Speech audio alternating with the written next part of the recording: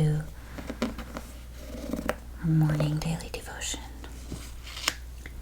for February 16th.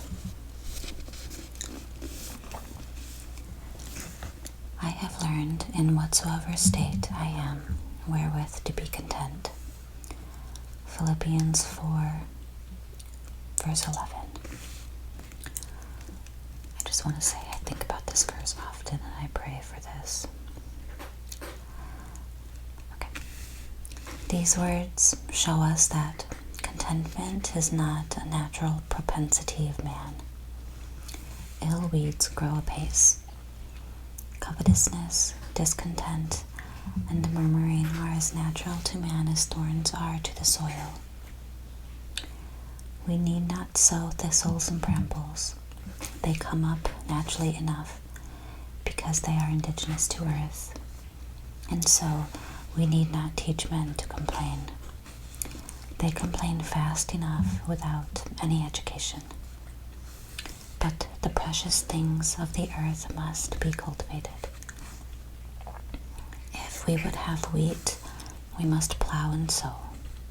If we want flowers, there must be the garden and all the gardener's care. Now, contentment is one of the flowers of heaven, and if we would have it, it must be cultivated. It will not grow in us by nature. It is the new nature alone that can produce it.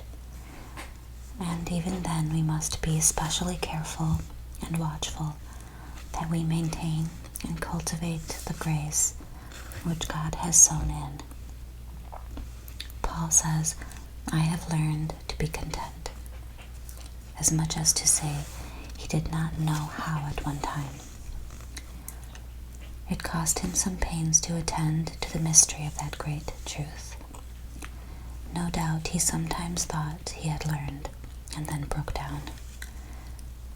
And when at last he had attained unto it, and could say, I have learned in whatsoever state I am therewith to be content, he was an old, gray-headed man, upon the borders of the grave, a poor prisoner shut up in Nero's dungeon in Rome. We might well be willing to endure Paul's infirmities and share the cold dungeon with him, if we too might by any means attain unto his good degree. Do not indulge the notion that you can be contented without learning, or learn without discipline.